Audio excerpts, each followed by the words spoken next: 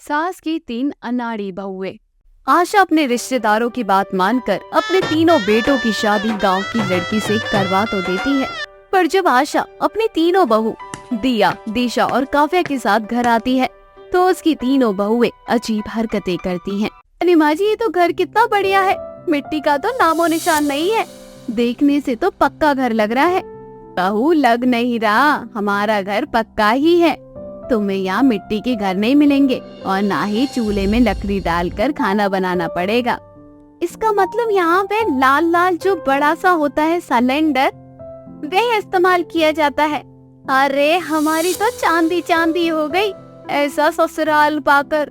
अरे जिठानी जी, चांदी सस्ता है, सोना महंगा है, इसलिए हमारा सोना सोना हो गया।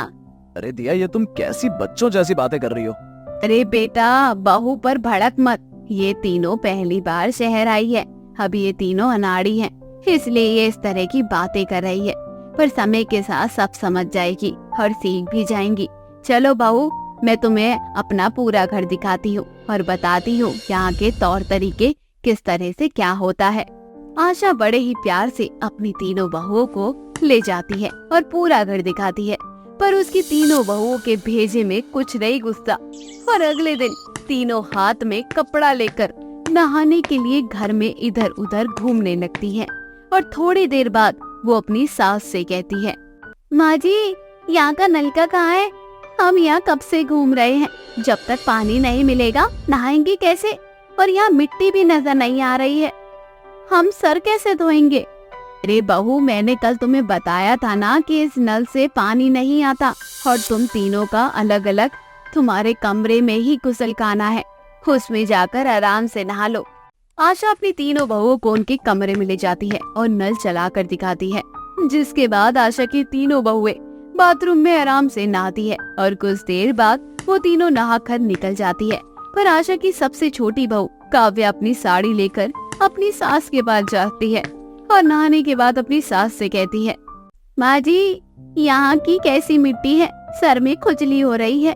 एक तो इतनी मुश्किल से ही छत पर जाकर खाली गमले में मुझे मिट्टी मिली और इस मिट्टी से लग रहा है कि मेरा सर भी साफ नहीं हुआ है।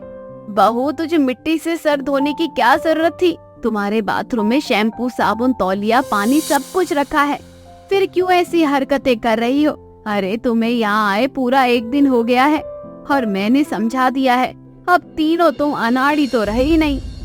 माँ जी, आप काव्या का गुस्सा हम पर क्यों निकाल रही हैं? हम दोनों तो बाथरूम में ही नहाए हैं और बाथरूम में जो सामान रखा था उसी का इस्तेमाल किया है हमने, साबुन का इस्तेमाल किया है, काव्या की तरह नहीं, मिट्टी का, इसलिए अब हम अनाड़ी नहीं है। क्या साबुन? हे भगवान, मेरे कर्म फूट गए ऐसी बहू पाकर। बहू, तुम्हारी आंखें फूट गई थी क्या? तुम्हें शैम्पू नजर नहीं आया? अरे गांव में कोई शैम्पू यूज नहीं करता क्या? आशा अपनी बहू की हरकतों से परेशान हो जाती है और उन तीनों पर नाराज होकर चली जाती है।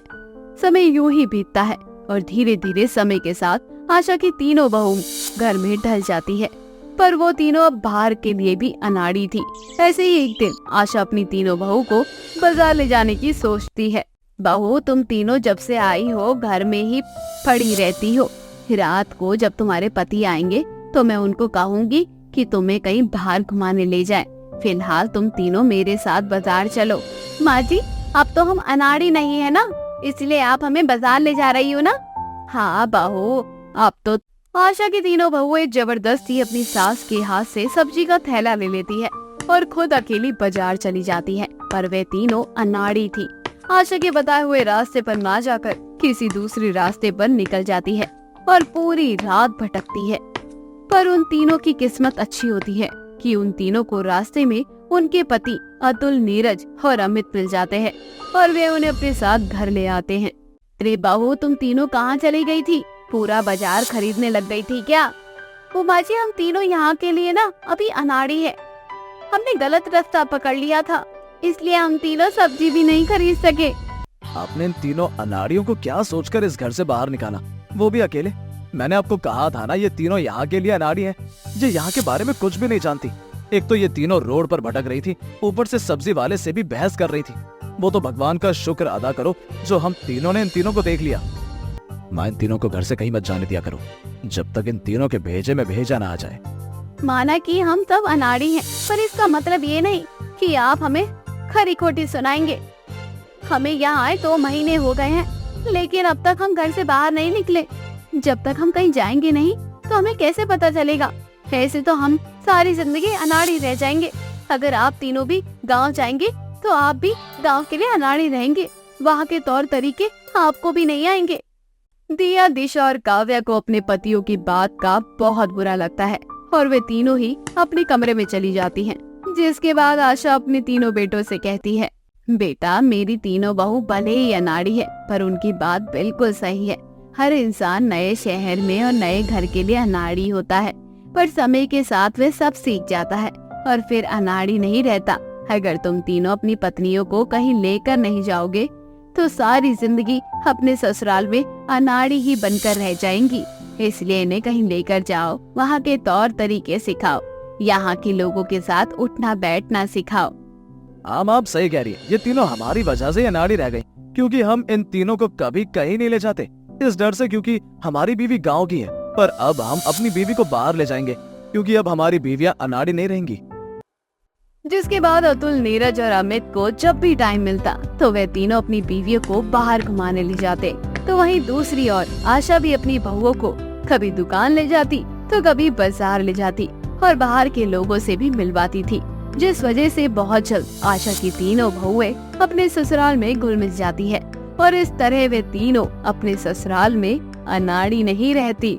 शीला आज के जमाने की मॉडर्न बहू थी। उसे हर वो ट्रेंडिंग चीजें फॉलो करने की आदत थी जो कि ट्रेंड में हो, मगर इन चीजों की वजह से वो ये भूल जाती थी कि वो शादीशुदा है। ससुराल के प्रति एक बहू, एक पत्नी होने के नाते उसकी कुछ जिम्मेदारियां भी हैं।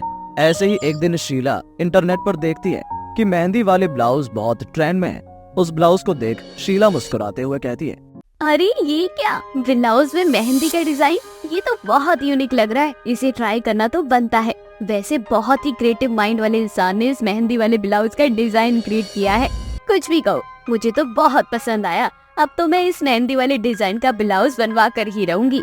कहीं आसपास के सभी लोग फिर मुझे अपनी नजरों में न बसा ले, हर कोई मुझे देखता ना रह जाए। सबके दिलों पर मैं सिर्फ और सिर्फ शीला का नाम होना चाहिए, क्योंकि शीला है ही इतनी सुंदर। थोड़ी देर बाद शीला की सास देविका वहाँ आती है और शीला से कहती है, अरे बहू, घर में ना 1 हफ्ते बाद सत्यनारायण की पूजा है, तो थोड़ी साफ सफाई करनी है और पूजा पाठ में जो भी सामान लगने वाला है उन सब का इंतजाम करना है। तू जरा घर के काम के प्रति अपना ध्यान लगा ले, दिन भर फोन चलाने से कुछ नहीं होगा। और हाँ, पूजा में पहनने के लिए अपने लिए एक अच्छी साड़ी ले लेना। और बहू, समय बिल्कुल नहीं है, इस पूजा में सभी रिश्तेदार भी आएंगे। लेकिन माँ जी, ऐसी क्या आन पड़ी थी आपको अचानक से कि सत्यनारायण भगवान की पूजा करवानी है? मेरा मतलब है, कुछ जरूरी है क्या? बहू, ऐसा जरूरी नहीं है कि जब हमें जरूरत हो तभी हम पूजा करवाए या फिर पूजा करें। जरूरत पर की गई पूजा और भक्ति कभी सफल नहीं होती। दूसरी बात, जब से ये घर लिया है तब से हमने एक भी बार यहाँ सत्यनारायण पूजा नहीं करवाई है, इसलिए मैं चाहती हूँ कि हम घर में सत्यनारायण भगवान की पूजा करवा लेते हैं। ठीक है माँ जी, आप बिल्कुल भी टेंशन मत लो, मैं सारी चीजें समय पर कर दूंगी। और सबसे पहले तो आज मैं अपने लिए शॉपिंग करती हूँ, मतलब साड़ी वगैरह देख लेती हूँ। उसके बाद पूजा का सामान और पंडित वगैरह का इंतजाम कर दूंगी। हर एक काम उल्टे तरीके से ही करना है। पंडित के बारे में सब कुछ मैंने पता कर लिया है। पूजा का दिन भी फाइनल हो चुका है। सिर्फ और सिर्फ तुझे मैं लिस्ट दे दूंगी, उस लिस्ट के हिसाब से पूजा का सामान लेकर आना है। खाने में क्या क्या बनेगा वह सब तुझे ही देखना है। फिर तो कोई दिक्कत वाली बात नहीं है। आज मैं जाकर अपने लिए साड़ी ले आती हूँ, उसके बाद देखते हैं कि क्या क्या करना है। शीला अब उसी मेहंदी ब्लाउज के बारे में सोचने लगती है और एक सिलाई कढ़ाई और मेहंदी वाली सेंटर जाती है, जहाँ उसे दिव्या नाम की एक लड़की मिलती है जो कि उस सेंटर को चलाती थी। शीला दिव्या को मेहंदी वाली ब्लाउज के बारे में बताती है। तभी दिव्या बोलती है, मेहंदी वाले ब्लाउज का डिजाइन तो मैं बना दूंगी, लेकिन आप शादीशुदा हैं और कहीं ना कहीं शावली में रहती होगी, तो उस हिसाब से मैं आपको बताना चाहती हूँ कि ये ना बहुत ज्यादा अनकंफर्टेबल है। मेरा मतलब है कि ये सिर्फ और सिर्फ टीवी एक्ट्रेस, सेलिब्रिटीज के ऊपर अच्छी लगती है और इन चीजों में ना आप कंफर्टेबल नहीं होगी। लेकिन हम जैसे नॉर्मल इंसान इन चीजों में बिल्कुल भी कंफर्टेबल नहीं होते। तो मेरे हिसाब से ऐसी चीज लो जो आपको कंफर्ट जोन दे सके। अरे तुम्हारा काम है ब्लाउज बनाना, कंफर्टेबल है या नहीं है वो मेरे ऊपर है। तुम्हें किसने कहा इतना लंबा ज्ञान देने के लिए?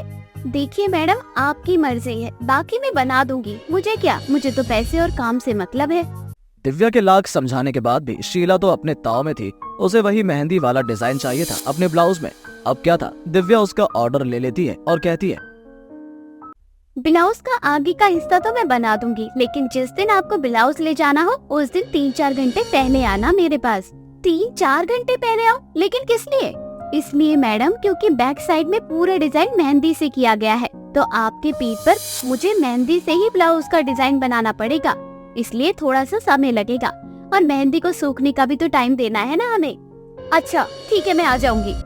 शीला वाला से घर आ जाती है और वो बार बार खुद को एक सेलिब्रिटी की तरह सोच रही थी और मन ही मन बहुत खुश हो रही थी। अब तो पूजा में आए हुए सभी लोग सिर्फ और सिर्फ मुझे देखेंगे, किसी का भी ध्यान पूजा में नहीं लगेगा, सिर्फ और सिर्फ शीला की जवानी में लगा रहेगा। ऐसे ही अब घर में पूजा की तैयारी होना शुरू हो जाती है। सास बेचारी अकेले ही घर की साफ सफाई कर रही थी, तो वहीं शीला सिर्फ और सिर्फ अपने आप को निहारने में ही लगी रहती थी। वो ज्यादातर वक्त अपने आप को दिया करती थी। ऐसे में अब पूजा वाला दिन नजदीक आ जाता है। तभी सास शीला से बोलती है, सच में बहू, अगर तेरे भरोसे काम छोड़ दूं ना तो वह काम कभी पूरा ही नहीं होगा। आधे से ज्यादा काम तो मैंने किया है, तू है कि बस अपने आप को निहारने में लगी है। अरे कम से कम पूजा पाठ के प्रति लापरवाही तो मत किया कर। खैर ये सब छोड़ो, अब जल्दी से तैयार होकर नीचे आ जा। माँ जी आप बिल्कुल भी टेंशन मत लो, मैं जल्दी से तैयार होकर नीचे आ रही हूँ। थोड़ी देर में शीला वो मेहंदी वाला ब्लाउज पहनकर अच्छे से तैयार होकर नीचे आती है। सभी लोग शीला का ब्लाउज ही देख रहे थे, जो पूजा से उम्र में बड़े थे। उनकी नजरें शर्म से नीचे झुक गई थी। यहाँ तक कि पंडित भी अपनी नजर नीचे करके बैठ गए थे। सभी लोग शीला का मजाक बनाने लगे थे, कुछ तो उसे 4 बातें सुनाने में लग गए थे। शीला को बहुत ही ज्यादा अनकंफर्टेबल फील हो रहा था। ये सब देखकर सास को भी बहुत शर्मिंदगी महसूस हो रही थी, लेकिन वो सबके सामने कुछ नहीं कर पा रहे थे। शीला तुरंत अपने कमरे में जाती है और दूसरे कपड़े पहनकर अच्छे से नीचे आती है। थोड़ी देर बाद सभी लोग पूजा पाठ करके वहाँ से चले जाते हैं और उनके जाने के बाद सास शीला से कहती है, क्या हो गया बहू, तूने कपड़े क्यों बदल दिए? तुझे तो मजा आता है ना ऐसी चीजें करने में, फिर अचानक से इतनी शर्म कैसे आ गई तेरे अंदर कि तूने कपड़े बदल लिए? माँ जी मुझसे बहुत बड़ी भूल हो गई, मुझे बहुत ही ज्यादा अनकंफर्टेबल फील हो रहा था। हर कोई मुझे एक अजीब नजरों से देख रहा था। मुझे नहीं पता कि ये सब करने के बाद कैसा रिजल्ट मिलेगा। मैं बस इतना ही सोच रही थी कि हर कोई मेरे ब्लाउज की तरफ देखेगा और मेरी तारीफ करेगा, लेकिन सब कुछ उल्टा हो गया। बहू, फैशन को एक ना दायरे में रहकर भी दिखाया जाता है, लेकिन जब दायरा पार कर कर दिखाया जाए तो उसे बेशर्मी कहा जाता है। इसलिए हमेशा याद रखना, वह करो जो आपको आपके सामने अच्छा दिखाई दे और आपको कोई कुछ ना कह पाए।